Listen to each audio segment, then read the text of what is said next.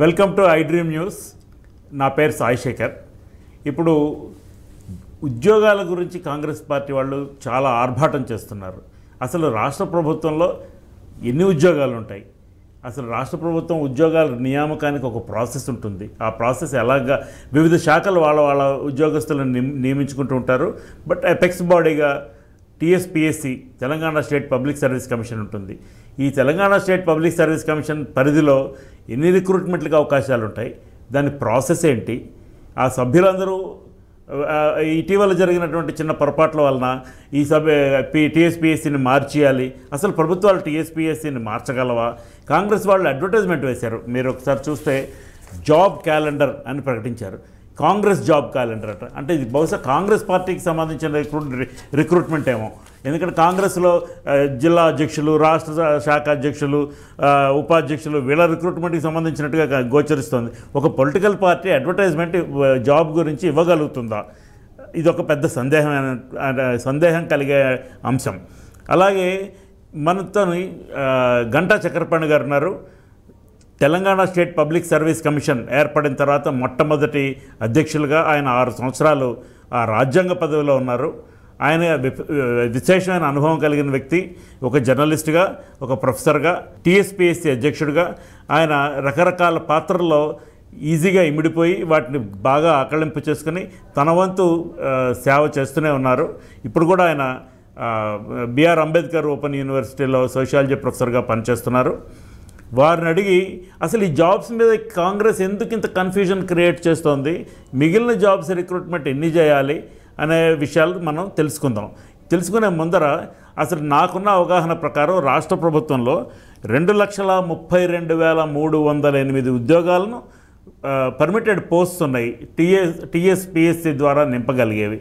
వీటిలో పోయిన సంవత్సరం కేసీఆర్ గారు చెప్తున్నట్టు 1,30,000 చిల్లర ఉద్యోగాలు నింపారు. ఆ తర్వాత ఈ సంవత్సరం జాబ్ క్యాలెండర్ ప్రకటించి ముఖ్యమంత్రి అసెంబ్లీలో ప్రకటించిన తర్వాత సుమారుగా 90,000 ఉద్యోగాలకి జాబ్ క్యాలెండర్ ప్రకటించిన తర్వాత టీఎస్పీఎస్సీని ఈ జాబ్స్ అనౌన్స్ చేసి వీటి రిక్రూట్మెంట్ ప్రాసెస్ చేయవలసిందిగా ప్రభుత్వం కోరిన మీదట టీఎస్పీఎస్సీ ఈ ప్రక్రియ ప్రారంభం చేసింది. కొంత దూరం వెళ్ళినాయి. ఇంకా ఈ 2,32,308 1,60,000 చిల్లర ఉద్యోగాలు నింపేశారు. ఇంకా నింపవలసిన ఉద్యోగాలు మిగిలినవి టీఎస్పీఎస్సీ అంచనాల ప్రకారం 42,652 ఉద్యోగాలు మాత్రమే. ఇది ప్రస్తుత పరిస్థితి. ఈ పరిస్థితుల్లో వీటికి సంబంధించినటువంటి అంశాన్ని మనం చర్చించడానికి మనతో పాటు చక్రపాణి గారు ఉన్నారు. చక్రపాణి గారు నమస్తే. నమస్తే సాయి గారు, కొత్త రోల్ బాగుంది మీది. అసలు కాంగ్రెస్ ప్లాన్ ఏంటండి? వాళ్ళు ఒక అనుబంధ మేనిఫెస్టో ఇచ్చారు ఉద్యోగాలకు సంబంధించి. అసలు కాంగ్రెస్ ప్లాన్ ఏంటి? వాళ్ళ ఉద్దేశం ఏంటి?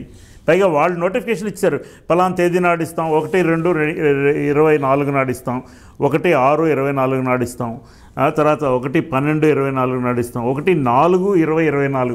1/4/2024కి ఎలక్షన్ కానీ నోటిఫికేషన్ రాదండి పార్లమెంట్ ఎన్నికలకి.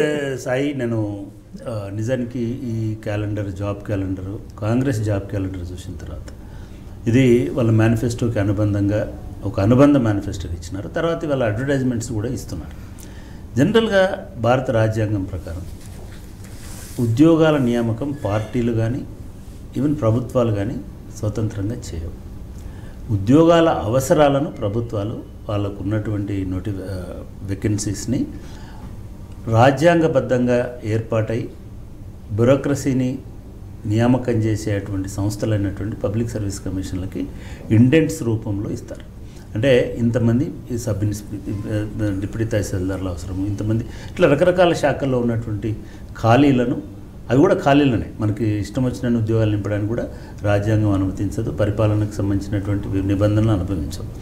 జాబ్ క్రియేషన్ చేయాలంటే కూడా మంత్రివర్గము, అదేవిధంగా ఆర్థిక శాఖ, మిగతా శాఖల అనుమతితోటి జాబ్స్ని క్రియేట్ చేయాలి. ఈ జాబ్స్ అనేటివి ఎన్ని ఉంటాయి, ఎన్ని ఉద్యోగాలు నింపుతారు అని అంటే మొత్తం భారతదేశంలో కేటీఆర్ గారు కూడా ఈ మధ్య చాలా సందర్భాల్లో ఓపెన్గా చెప్తున్నారు. మొత్తం భారతదేశంలో 2 కోట్లకు మించి, అంటే ఒక 140 కోట్ల మంది జనాభాకి 2 కోట్ల మంది జాబులలో ఉన్నారు. తెలంగాణ ప్రభుత్వంలో కూడా రమారమి 8 లక్షల మంది ఉద్యోగులు వివిధ శాఖలలో పనిచేస్తున్నటువంటి వాళ్ళు. సరే వాళ్ళలో రిటైర్మెంట్స్ వస్తాయి, మిగతాయి జరుగుతాయి. ఒక 10 లక్షలు అనుకుందాం మొత్తం తెలంగాణలో ఉన్నటువంటి అన్ని రకాల ప్రభుత్వ రంగాల సంస్థలకు దీంట్లో అన్ని ఉద్యోగాలను పబ్లిక్ సర్వీస్ కమిషన్ భర్తీ చేయదు.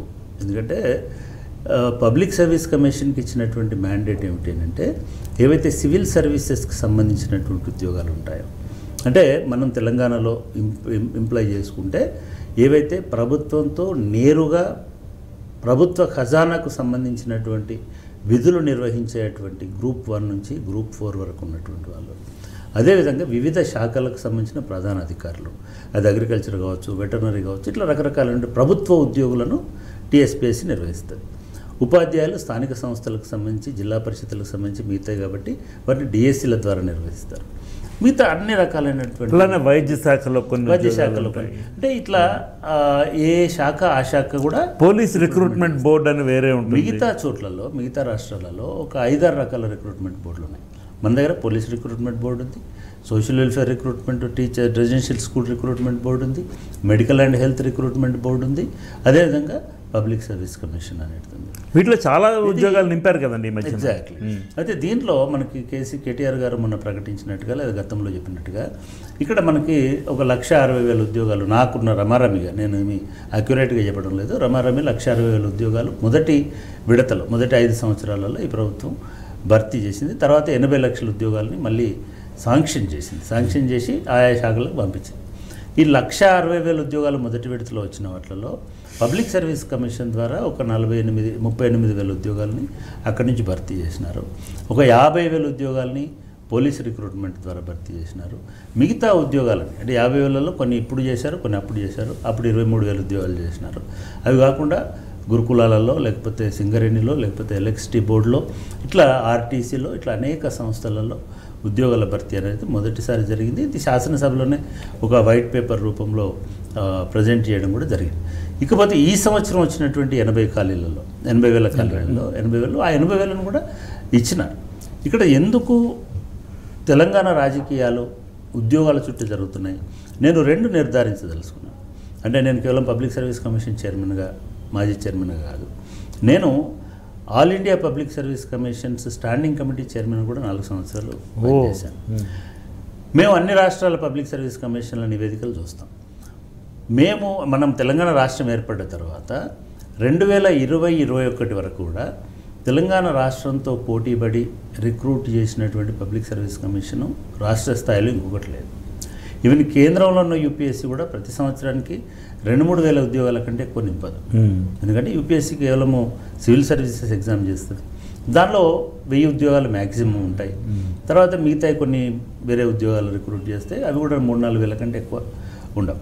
ఇకపోతే రాష్ట్రాల పబ్లిక్ సర్వీస్ కమిషన్లు కూడా ఈ 6 సంవత్సరాలు కనీసం 2015 నుంచి 2021 వరకు యూపీఎస్సీ ప్రతి సంవత్సరం ఒక యాన్యువల్ ఇయర్ బుక్ అని పబ్లిష్ చేస్తుంది. దానిలో ఈ వివరాలన్నింటినీ ఏ పబ్లిక్ సర్వీస్ కమిషన్ ఎన్ని రిక్రూట్ చేసిందో కూడా దానిలో ఉంటాయి.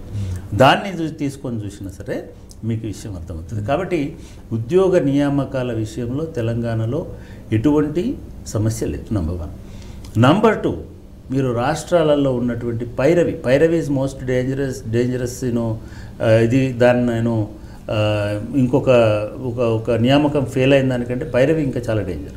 నియామకం ఫెయిల్ అయితే దాన్ని రద్దు చేస్తారు, కానీ పైరవి ఉండి డబ్బులు ఉన్నోడికే ఉద్యోగం వస్తుందనేటువంటిది కనుక వస్తే ఇది తెలంగాణలో ఈ 5 సంవత్సరాలు 6 సంవత్సరాలు ఇప్పుడు 10 సంవత్సరాల్లో కూడా పైరవీలు జరుగుతున్నాయి. డబ్బులు ఉన్న వాళ్ళకు ఉద్యోగాలు వస్తున్నాయి, ఉద్యోగాలు అమ్ముకునే వాళ్ళు ఉన్నారు అనేటువంటిది ఎప్పుడూ లేదు. ఎందుకు మరి ఇంత వివాదమైంది Telangana public service commission, state public service commission అంటే నిజంగా కూడా ఇది చాలా దురదృష్టకరమైనటువంటి పరిణామం. Telangana state public service commission TSPSC చాలా ఎఫిషియెంట్ పబ్లిక్ సర్వీస్ కమిషన్గా నిర్మాణమైంది. చాలా ట్రాన్స్పరెంట్ పబ్లిక్ సర్వీస్ కమిషన్ అనే పేరుంది. ఈ ట్రాన్స్పరెన్సీ టెక్నాలజీని వాడుకొని ట్రాన్స్పరెంట్ మెజర్స్ తీసుకున్నందుకు నేషనల్ లెవెల్లో స్కాచ్ అవార్డు వచ్చింది. అంతేకాకుండా యూపీఎస్సీ కూడా అనేక రిఫార్మ్స్ని తెలంగాణ నుంచి తీసుకుంది. అదే కాకుండా మారిషస్ లాంటి కంట్రీ కూడా నా సర్వీసెస్ని ఒక ఏడాది పాటు వాళ్ళ పబ్లిక్ సర్వీస్ కమిషన్ని రీడిజైన్ చేయడానికి తీసుకుంది. ఇంత పటిష్టమైనటువంటి వ్యవస్థలో కొన్ని అన్ఫార్చునేట్ ఇన్సిడెంట్స్ జరిగినాయి 2 సంవత్సరాల కింద. మన అందరికీ ప్రేక్షకులకు కూడా తెలుసు, ఒక పేపర్ లీకేజ్ అనేటువంటిది ఒక పెద్ద వివాదమైంది. నిజానికి పేపర్ థెఫ్ట్ అయింది, పేపర్ దొంగతనమైంది. ఆ ఆఫీస్లో ఉన్నటువంటి ఒక మనిషి కంప్యూటర్లోంచి దాన్ని దొంగిలించి దాన్ని బయట తీసుకొస్తే డెఫినెట్గా ఇది నిర్లక్ష్యము, డెఫినెట్గా ఇది ఒక నష్టం కలిగించే చర్య, అన్యాయం. ఇది చాలామంది నిరుద్యోగులకి ఇది ఒక అశనిపాతంలాగా తగ్గింది. ఈ దీంట్లో 2 ఉద్యోగాలు పోస్ట్ పోయినాయి.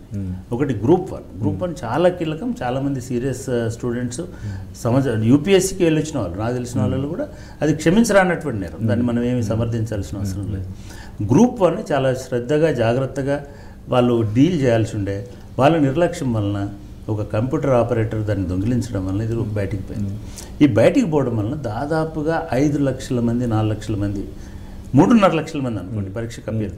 చాలా జెమ్స్ వాళ్ళందరూ, ఎందుకంటే ఒక ఫిల్టర్ చేసి వచ్చేటువంటి వాళ్ళు కొంత హర్ట్ అయినారు, వాళ్ళకు నష్టం జరిగింది.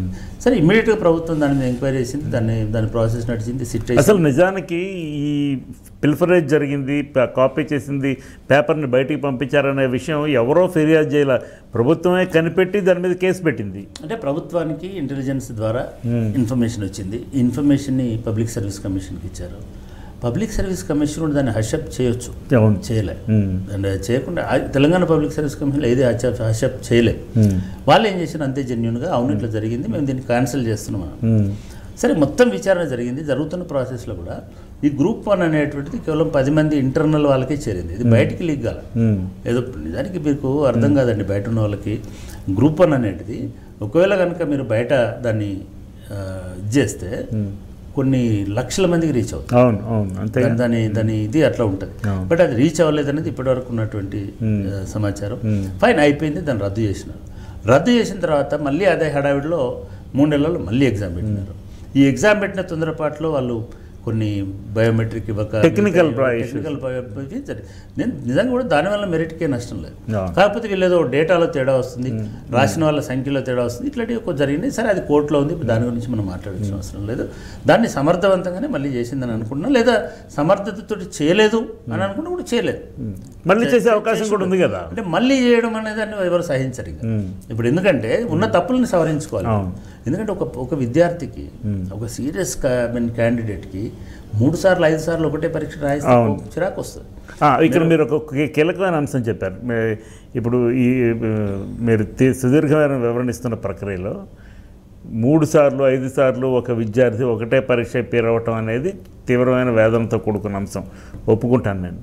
మరి ఇప్పుడు ఈ కాంగ్రెస్ పార్టీ వాళ్ళు 2 లక్షల ఉద్యోగాలు నింపుతామని అంటే ఇప్పుడు జరుగుతున్న ప్రాసెస్ని రద్దు చేస్తారా? అది మాట్లాడుకోవాలి. అంటే అభ్యర్థులకు కొంత క్లారిటీ ఉండాల్సింది ఏంటంటే, ఈ పొరపాట్లు జరిగినాయి, వీటిని మేము సవరించుకుంటాం, మేము సంస్కరిస్తాం, బలోపేతం చేస్తాం పబ్లిక్ సర్వీస్ కమిషన్ అని స్వయంగా కేటీఆర్ గారు వాళ్ళతో చెప్పారు. ఇది చాలా కీలకం. ఎందుకంటే ఎన్నికలకు పోతున్నటువంటి సమయంలో ఒక 6 నెలల నుంచి 1 ఇయర్ నుంచి ఒక ప్లాన్ ప్రకారం, నేను చాలా స్పష్టంగా చెప్తున్నా, ఒక ప్లాన్ ప్రకారం కొంతమంది కలిసి ఈ వివాదాన్ని ఎక్కువ పెద్దది చేస్తున్నారు, బ్లోయింగ్ అవుట్ ఆఫ్ ప్రపోర్షన్ వాడుకుంటున్నారు. పెద్దది చేయడం వల్ల వాళ్ళకి ఎన్నికల్లో లబ్ధి పొందుతారు అనేటువంటిది వాళ్ళకు ఉంది. కానీ నేను వాళ్ళ ఛాలెంజ్ చేసి చెప్తున్నాను, ఇది ఇట్లాగే ఉంటే పొరపాటున రేపు ప్రభుత్వమే వస్తే కాంగ్రెస్ పార్టీలో, ఇవాళ వాళ్ళు ఇచ్చినటువంటి నోటిఫికేషన్ అనేది లేదా క్యాలెండర్ అనేది రాజ్యాంగ విరుద్ధము. A political party cannot issue job calendar or any notification. That too in the form of an advertisement. అది అంటే దీనివల్ల ఏమవుతుంది, మీరు కాంగ్రెస్ జాబ్ క్యాలెండర్ అని చెప్తున్నారు. అంటే కాంగ్రెస్ పార్టీ జాబ్స్ రిక్రూట్ చేస్తుందా? లేదు, ఆ క్యాలెండర్ అని అన్నారు. ఆ క్యాలెండర్ కనీస అవగాహనలతో మాట్లాడాలి. ఎందుకు అంటున్నానంటే, ఇప్పటికే ఆల్రెడీ 80,000 ఉద్యోగాలు ప్రాసెస్లో ఉన్నాయి. దీనిలో 13-15 జాబ్స్ ఇచ్చారు ఈ క్యాలెండర్లో. ఇవి గ్రూప్ 1, గ్రూప్ 2, గ్రూప్ 3లో ఉన్నటువంటి ఉద్యోగాలు, గ్రూప్ 4లో ఉన్నటువంటి ఉద్యోగాలు, ఈ 13. ఈ 13 రకాల ఉద్యోగాలు, 13 క్లాసిఫికేషన్ ప్రకారం ఉన్నటువంటి వాళ్ళలో గ్రూప్ 1 ఆల్రెడీ అయ్యింది, 3.5 లక్షల మంది రాశారు. 500 పైచిలకు 502, 504 జాబ్స్ నోటిఫై చేశారు. వాటికి ప్రిలిమినరీ ఎగ్జామినేషన్ 2 సార్లు అయింది. మళ్ళీ దీంట్లో వాళ్ళు ఏమి ఇచ్చారు, జనవరిలో గ్రూప్ 1 వేస్తామని ఇచ్చారు. అంటే ఇప్పుడున్న గ్రూప్ 1 రద్దు చేస్తారు. అదే కదా అదే నా ప్రశ్న. రద్దు చేస్తే వాళ్ళు ఎన్నోసార్లు రాస్తారు పరీక్ష. ఇప్పటి వరకు 2 సార్లు రాసినటువంటి అభ్యర్థులు ఎంతో కష్టపడుతున్నటువంటి అభ్యర్థులు ఏడుస్తూ ఇప్పుడు ఈ మమ్మల్ని ఈ గండం నుంచి గట్టెక్కించాలి అని చెప్తున్నటువంటి అభ్యర్థులకు మీరు మళ్ళీ ఫ్రెష్ నోటిఫికేషన్ ఇస్తాము జనవరిలో అని చెప్పడం అనేది ఎంతవరకు సమంజసం? మొదటిది. రెండవది గ్రూప్ 2 కూడా పరీక్ష అయిపోయింది. గ్రూప్ 2 పరీక్ష అయిపోయింది.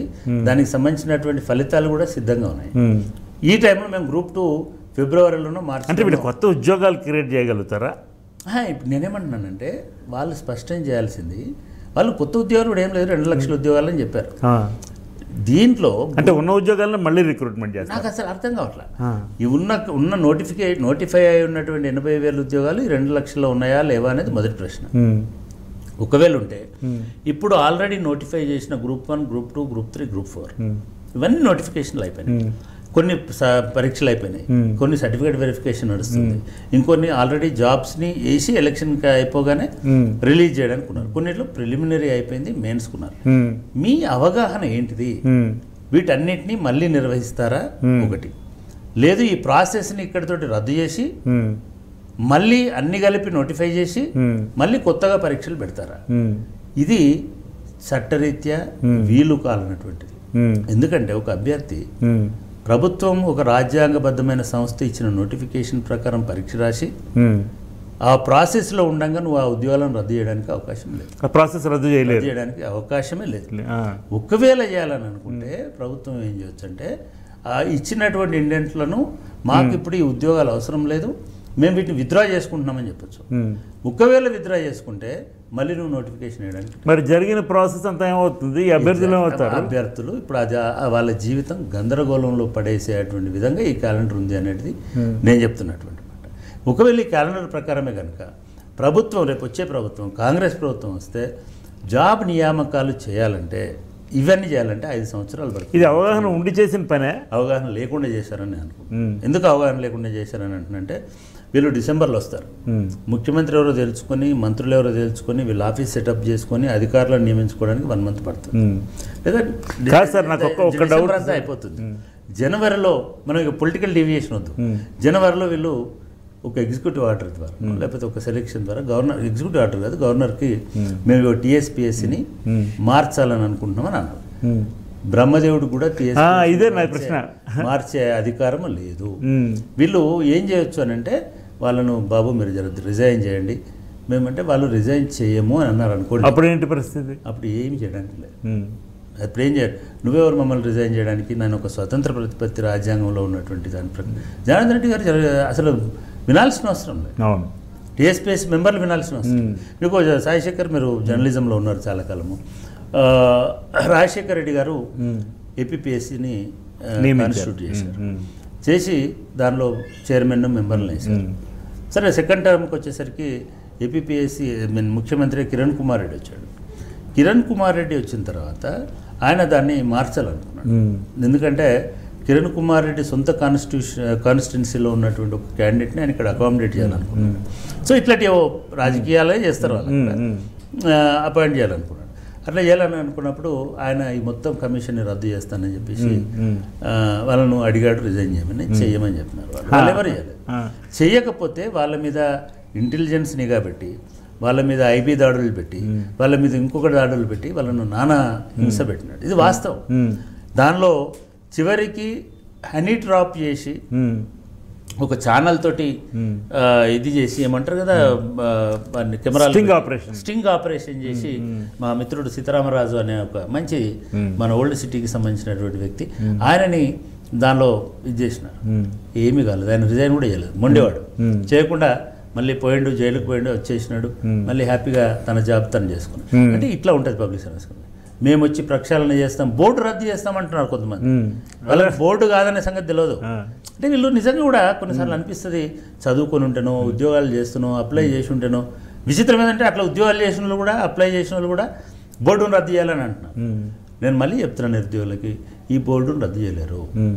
ఈ బోర్డుని నిజంగానే కనుక మార్చాలనుకుంటే వాళ్ళతో రాజీనామా చేయించాలి. బతిలాడుకొని వాళ్ళని బతిలాడు కాదండి, ఇప్పుడు మనం అనకూడదు. కానీ సపోజ్ తెలంగాణ రాష్ట్ర ప్రభుత్వం కనుక ఒక 6 నెలల కింద అనుకుంటే, ఇదే కేటీఆర్ గారు కేసీఆర్ గారు అనుకుంటే, బాబు మిమ్మల్ని అందరినీ మేము అపాయింట్ చేసినాం కదా, ఇన్ని ఇబ్బందులు వచ్చేసినాయి, మీరు నాకు రాజీనామాలు ఇవ్వండి అంటే ఇచ్చేవాళ్ళు. కానీ చాలా మందికి అర్థం కాలేదు, నేను కూడా ఎప్పుడు చెప్పలేదు, వాళ్ళు చెప్పాలనుకుంటున్నాను. అప్పుడు ఉన్నటువంటి పరిస్థితులలో వీళ్ళను కొనసాగించకపోతే రాజ్యాంగ సంక్షోభం వచ్చేది, ఏర్పడేది. ఎందుకంటే వీళ్ళు రాజీనామా చేస్తే గవర్నర్కి కొత్త వాళ్ళని పంపాలి. గవర్నర్ అప్పటికి 7 ఏడాది నుంచి సహాయ నిరాకరణ చేస్తున్నారు. ఏ ఒక్కటి చివరికి ఎమ్మెల్సీలను బిల్లులను మేము తెలంగాణలో ఉన్న యూనివర్సిటీలలో 3000 ఉద్యోగాలు భర్తీ చేస్తామంటే ఆ బోర్డుని దేన్ని కూడా ఒక్క లెటర్ కూడా పంపట్ల. అటువంటి టైంలో ఉన్న వాళ్ళని రాజీనామా చేయించి ఈ కొత్త వాళ్ళని పంపిస్తే ఆమె నేను ఆమోదించకుండా ఒక 6 నెలలు పెట్టింది అనుకోండి. అంటే ఒక రాష్ట్రంలో ఒక రాజ్యాంగపరమైనటువంటి ఒక సంస్థ లేకపోవడం అనేది కాన్స్టిట్యూషనల్ క్రైసిస్, డెడ్లాక్ వస్తుంది. కాబట్టి ఇది బయటికి వాళ్ళు చెప్పలేదు, నేను చెప్తున్నాను. ఇది ఊహించి ప్రభుత్వం వాళ్ళని ఏమనలేదు. నిన్న మొన్న మాట్లాడిన దాని ప్రకారం కేటీఆర్ గారు ఏమంటున్నారు, మేము వాళ్ళని దారికి తీసుకొచ్చుకుంటాం. వాళ్ళు రిక్వెస్ట్ చేస్తారు, అరే బాబు మనం ప్రక్షాళన చేసే ప్రక్రియలో అంటే రెండో మాట కూడా చెప్పాడు, ప్రక్షాళన అంటే అర్హత లేని వాళ్ళని తీసి. సరే, ఇంకోటి చాలామందికి ఏమంటే ఇది టోటల్ ఫెయిల్యూర్ అనుకోవాలి, సంస్థాగత ఫెయిల్యూర్ తప్ప అందులో మెంబర్ల బాధ్యతను ఎవరి బాధ్యత కాదు. అయినా సరే నేనైతే మోరల్గా ఉండాలనుకున్నప్పుడు కేటీఆర్ చెప్పినట్టుగా ఒక పద్ధతి ప్రకారం వాళ్ళని పక్కన పెడతారా, ఇంకోటి చేస్తారా, వాళ్ళ అర్హత లేని ఎవరైనా గుర్తిస్తారా, వాళ్ళని పక్కన పెట్టండి, మొదటిది. రెండోది కేటీఆర్ గారే స్వయంగా చెప్పారు, వాళ్ళకు స్ట్రెంగ్ చేయాలి ఫస్ట్. అంటే కొత్త స్టాఫ్ కావాలి. పిఎస్సీలో స్టాఫ్ లేరు, వాస్తవం. నేను కూడా 4 లెటర్లు రాశాను. ఒక 350 మందిని అక్కడ ఇమీడియట్గా రిక్రూట్ చేయకపోతే రెవెన్యూ నుంచా పంచాయతీరాజ్ నుంచా మంచి లేదు, కొత్త ఒక 100 ఉద్యోగాలు ఫస్ట్ వాళ్ళకి ఇవ్వండి, 200 ఇవ్వండి, వాళ్ళు స్ట్రెంగ్ అవుతారు. దాని తర్వాత ఉద్యోగాలు minimum it will take 6 months. ఒక్క డౌట్ సార్, మీరు ఇంత వివరణ ఇచ్చారు. ఈ పరిస్థితుల్లో ఒకవేళ కాంగ్రెస్ పార్టీ వాళ్ళు అధికారంలోకి వచ్చి వాళ్ళు చెప్పినవన్నీ చేయడం మొదలు పెడితే పరిస్థితి ఎట్లా ఉంటుందనేది మీరు ఇప్పుడు వివరించారు. మరి ఈ బ్యాక్గ్రౌండ్లో నిరుద్యోగులు కూడా ఆలోచించి బీఆర్ఎస్ని ఎన్నుకుంటే ఎట్లా ఉంటుంది పరిస్థితి? అది నిరుద్యోగులు ఆలోచించాలి. నిజానికి అందుకే అన్న నేను ఒక వీడియోలో చెప్పాను, ఈ ఇంటర్వెన్షన్ నిజానికి మీరు నంబరు కేటీఆర్ గారు మాట్లాడిన తర్వాత చాలామంది విద్యార్థులు ఫోన్ చేస్తున్నారు, మాట్లాడుతున్నారు, సరే ఈ అష్యూరెన్స్ మాకు ఒక 3 నెలల కింద ఉంటే బాగుంటుంది. ఒక ట్రాప్ వెళ్ళిపోయింది, యాత్ర అని. ఎవరు పరీక్షలు రాస్తున్న వాళ్ళు కాదు, ఇంకోటి కాదు. నేను మళ్ళీ చెప్తున్నాను మనం ఉంటాం. ఒకవేళ పొరపాటున కాంగ్రెస్ వచ్చినప్పుడు ఇంకో 6 నెలల్లో మళ్ళీ నేను కవిత కూర్చొని మాట్లాడదాం అనుకున్నాను దీని మీద. ఏమంటే ఈ 6 నెలల్లో ఒక్క నోటిఫికేషన్ కూడా రాదు. కర్ణాటకలో 100 రోజుల్లో రాలేదు, ఇది మొదటిది. రెండోది మామూలు పరిస్థితుల్లో వస్తుంది. రేపు నిజంగానే ఇదే ప్రభుత్వం ఇట్లే కంటిన్యూ అయ్యి వాళ్ళు మార్చాల్సిన చోట మార్చి ఈ ప్రాసెస్ అంతా కంటిన్యూ కావాలి. ఒకటి గుర్తుపెట్టుకోవాలి, నేను సీరియస్గా చెప్తున్నాను. ఇప్పుడు ఏవైతే 40,000 ఉద్యోగాలు ఆల్రెడీ ఉన్నాయో వాటితో భాగంగా Group 1 prelims, Group 1, Group 2, Group 3, Group 4 ఏవైతే ప్రాసెస్లో నడుస్తున్నాయో అదే మిగతా ఉద్యోగాలు కూడా చాలా ప్రాసెస్లో ఉన్నాయి. అవన్నీ కూడా ఇంకొక 6 నెలల్లో బయటకు వచ్చే అవకాశం ఉంది. ఎందుకంటే అది మధ్యలో ఉన్నాయి కదా. బట్ నేను కోర్టుకు సంబంధించిన ఏమైనా ఉంటే వాటిని కూడా కన్విన్స్ చేసి వాటిని బయటికి తీసుకొస్తారు ఖచ్చితంగా. ఈ 6 నెలలు చాలా క్రియాశీలమైన పని అక్కడ జరుగుతుంది. అట్లా కాకుండా మీరు టోటల్ రివిజన్ చేస్తాం అంటే ప్రభుత్వాన్ని రివైజ్ చేయాలి, పరిపాలన వ్యవస్థను రివైజ్ చేయాలి, పబ్లిక్ సర్వీస్ కమిషన్ రివైజ్ చేయాలి. ఇదొకటి అయిపోయిన తర్వాత వీళ్ళు ఇచ్చినటువంటి ఈ ప్రకటన ప్రకారం వీళ్ళన్నిటికీ జాబ్లకి డేట్లతో సహా నోటిఫికేషన్ ఇచ్చారు.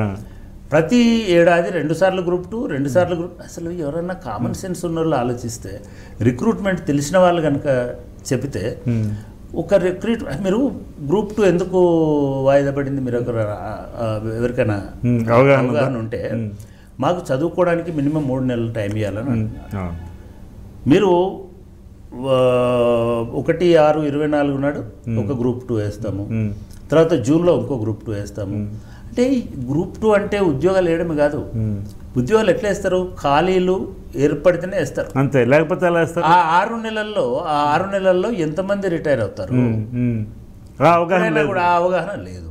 ఎప్పుడైనా సరే ఇప్పుడు అనుకుందాము 8 మంది రిటైర్ అవుతారు, 80 మంది అవుతారు, 80 మందికి గ్రూప్ 2 నిర్వహిస్తారా? ప్లస్ 40 మంది అవుతారు. గ్రూప్ 1 అంటే ఆర్డీఓలు, డిఎస్పీలు ఇట్లాంటి పోస్టులు ఉంటాయి. గ్రూప్ 1ని మీరు సంవత్సరంలో 100 మంది రిటైర్ అవ్వచ్చు. ఓకే, 100 మందికి మళ్ళీ 3 లక్షల మందికి ఎగ్జామ్ పెడతారా? అంటే ఏదో ఒక దగ్గర వాళ్ళకు ఆ రేషనల్ లోపించి ఒక హడావిడిగా, అందుకే వాళ్ళు కరెక్ట్ పెట్టారు కాంగ్రెస్ జాబ్ క్యాలెండర్ ఇది, but public service commission job calendar వేరే ఉంటుంది. మీరు తేడా చూడండి.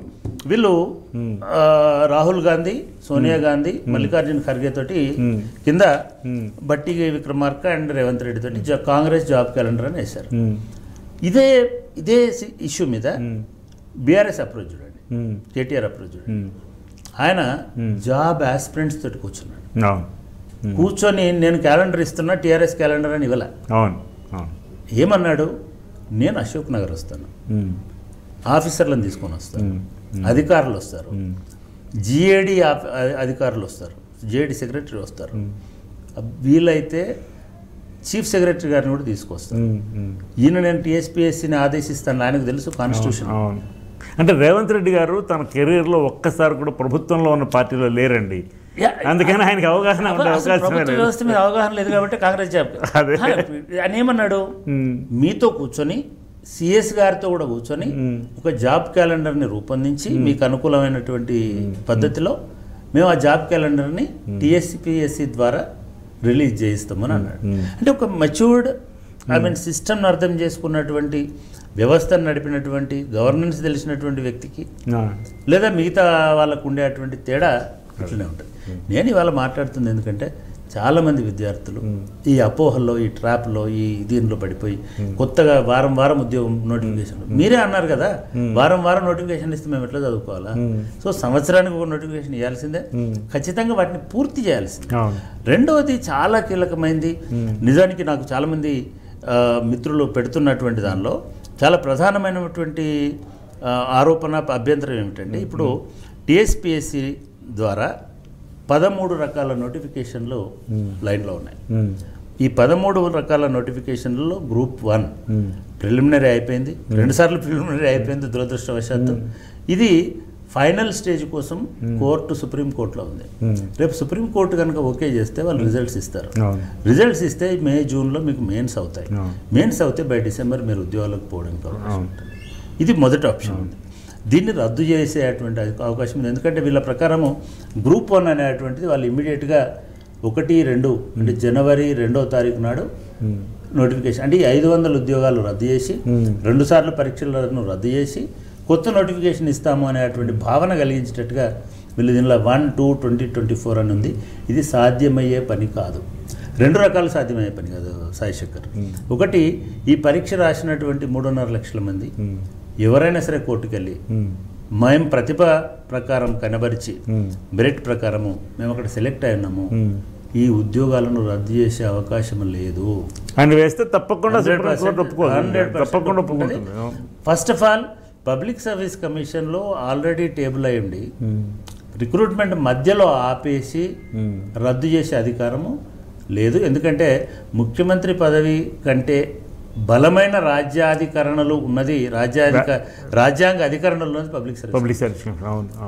ముఖ్యమంత్రిని 4 ఎమ్మెల్యేలు మారిస్తే మార్చవచ్చు, కానీ పబ్లిక్ సర్వీస్ కమిషన్ అసలు యాక్చువల్గా ప్రభుత్వ అనుభవం వీళ్ళకి లేకపోవడం ఒకటే కాకుండా నిన్న అశోక్ గెహ్లోట్ గారు వాళ్ళు ప్రభుత్వం నిర్వహిస్తున్నారు, ఆయనే ప్రకటించాడు 24 సార్లు 14 సార్లు పేపర్ లీక్ అయింది. విద్యార్థుల కోసం ఈ 4 చెప్పిన తర్వాత మనం పొలిటికల్ విషయాలకు పోదాం. దీనిలో ఒకటి గ్రూప్ 1 ఇప్పుడు ఉన్నదాన్ని రద్దు చేయడానికి ఒప్పుకోవడానికి వీల్లేదు. ఇది మెరిట్ని నష్టపరిచేటువంటిది. జనవరి 1 నాడు, జనవరి 2వ తారీఖు నాడు నోటిఫికేషన్ రాదు, ఇది ఒకటి గుర్తుపెట్టుకోండి. రెండవది గ్రూప్ 2 ఎగ్జామినేషన్ ఆల్రెడీ పెండింగ్లో ఉంది, ఎగ్జామ్ అయిపోయింది. దానికి సంబంధించిన గ్రూప్ 2 ఎగ్జామినేషన్ జనవరిలో ఎగ్జామ్ అయిపోతున్న తరుణంలో మనకి ఎలక్షన్ కోడ్ వచ్చింది. ఈ 30th ఎగ్జామ్ ఉండాల్సింది, అది జనవరికి పోస్ట్పోన్ చేశారు. అంటే నెల రోజుల్లో ఈ వాళ్ళు నోటిఫికేషన్ వేస్తామని చెప్పినటువంటి నెలలో ఉద్యోగాలు ఈ ఎగ్జామ్ జరగడానికి అవకాశం ఉంది గ్రూప్ 2ది. గ్రూప్ 3 నోటిఫికేషన్ అయిపోయింది, ఇప్పుడు ఎగ్జామ్ కండక్ట్ చేయాల్సింది. గ్రూప్ 4 ఎగ్జామ్ అయిపోయింది, కీ కూడా అయిపోయింది. ఇప్పుడు సెలెక్షన్ ప్రాసెస్లో దాదాపు 17,000 ఉద్యోగాలు పంపిణీ అవుతున్నాయి. ఇవి కాకుండా ఏడబ్ల్యూ ఉంది, ఏఈ ఉంది, హార్టికల్చర్ ఆఫీసర్ ఉంది, ఏఎంవిఐ ఉంది, అకౌంటెంట్స్ ఎగ్జామ్స్ ఉంది, టీపీఓ ఉంది, ఫుడ్ సెక్యూరిటీ ఆఫీసర్ ఉంది. ఇవన్నీ పబ్లిక్ సర్వీస్ కమిషన్లో పరీక్షలు అయిపోయినట్టు. వీటిని రద్దు చేయడం వల్ల లక్షలాది మంది విద్యార్థులకు నష్టం జరుగుతుంది. మొదటిది, రద్దు చేసే అధికారం లేదు. రద్దు చేసే అధికారం లేనప్పుడు ఈ ఎగ్జామ్ ఎట్లా పెడతారు? ఈ జాబ్ క్యాలెండర్కి అర్థం ఏమిటి? రద్దు చేసే అధికారం లేనప్పుడు, ప్రాసెస్ మధ్యలో ఆపేనప్పుడు మీరు కొత్త నోటిఫికేషన్ ఇస్తారా? కొత్త ఉద్యోగాలు ఇస్తారా? పాత వాటిని కంటిన్యూ చేస్తారా? ఈ క్లారిటీ కాంగ్రెస్ పార్టీ ఇవ్వాల్సిన అవసరం ఉంది. రెండవది, ఇవి కాకుండా పోలీస్ కానిస్టేబుల్ సెలెక్షన్ పెద్ద ఎత్తున 10,000 మందితో పోలీస్ కానిస్టేబుల్ సెలెక్షన్ అయిపోయింది. రేపు మాపు వాళ్ళు రిలీజ్ చేస్తారు. ఇప్పుడు వాటిని రద్దు చేస్తారా? వాటన్నిటిని కూడా వాళ్ళు పాపం పరుగులు పెట్టినారు, రాసినారు, పరీక్షలు రాసినారు, మెరిట్ లిస్ట్ వచ్చింది, వాటిని రద్దు చేస్తారా? JL, DL except university professors all teaching exams ఇప్పటి వరకు జరిగినాయి, ఫైనల్ అయిపోయినాయి. అవి కూడా పబ్లిక్ సర్వీస్ కమిషనే పెట్టింది. యూనివర్సిటీ ఉద్యోగాలనేమో గవర్నర్ గారి దగ్గర పెట్టుకున్నారు, ఆమె ఇప్పటివరకు రిలీజ్ చేయలేదు. మరి ఆమెను గవర్నర్ని ఎట్లా ఒప్పిస్తారు? ఇక్కడ పరీక్షలు అయిపోయినటువంటి ఈ ఉద్యోగాల్ని ఎట్లా ఆపుతారు? ఇట్లా staff nurses, paramedical, hospital doctors, ఈ అన్ని ఉద్యోగాలను రద్దు చేసి కాంగ్రెస్ జాబ్ క్యాలెండర్ ప్రకారం ఉద్యోగాలు ఇస్తాము అనేటువంటి ఒక ఇదిని వాతావరణాన్ని క్రియేట్ చేస్తున్నారు. వీళ్ళు ఇచ్చిన డేట్స్ ప్రకారం కూడా నేను మళ్ళీ చెప్తున్నాను, 2వ తారీఖు జనవరి రోజు ఏ నోటిఫికేషన్ వచ్చే వాతావరణం లేదు. ఇదంతా కూడా ఓటర్లని, యువకులను మభ్యపెట్టి కన్ఫ్యూజ్ చేసేటువంటి చర్యలాగా కనబడుతుంది తప్ప దీనిలో చిత్తశుద్ధి కానీ, రేషనల్ కానీ, కనీసము ఆయా సంస్థలనో లేదా వాటిలో అనుభవం ఉన్నటువంటి న్యాయబద్ధత కూడా దీనికి లేదు. న్యాయబద్ధతే కాదు సాయి, చట్టబద్ధత కూడా లేదు. ఎందుకంటే ప్రభుత్వానికంటే పబ్లిక్ సర్వీస్ కమిషనే చట్టపరంగా చాలా బలమైనటువంటి రాజ్యాంగబద్ధమైనటువంటి సంస్థ. దాని వ్యవహారాలలో మీరు గెలవకముందే వేలు పెట్టి ఇది చేస్తే గెలిచిన తర్వాత మళ్ళీ పాత పబ్లిక్ సర్వీస్ కమిషన్ అవుతుందేమో అనేటువంటి ఆందోళన చాలామంది నిరుద్యోగులు ఉంది. పబ్లిక్ సర్వీస్ కమిషన్ నిర్మించిన వాళ్ళలాగా మా లోపల కూడా ఆ బాధ, ఆందోళన అనేటువంటి ఉంది. మీరు ఉద్యోగాలు ఇవ్వదలుచుకుంటే మీరు పబ్లిక్ సర్వీస్ కమిషన్ ఇండెంట్ ఇవ్వాలి తప్ప పత్రికలలో ప్రకటన ఇచ్చేసి మేము ఈ ఉద్యోగాలన్నీ మేము చేస్తామనడానికి అవకాశం లేదు. Thank you very much Chakrapani garu. Thank you very much ఇంత అవగాహన కల్పించినందుకు.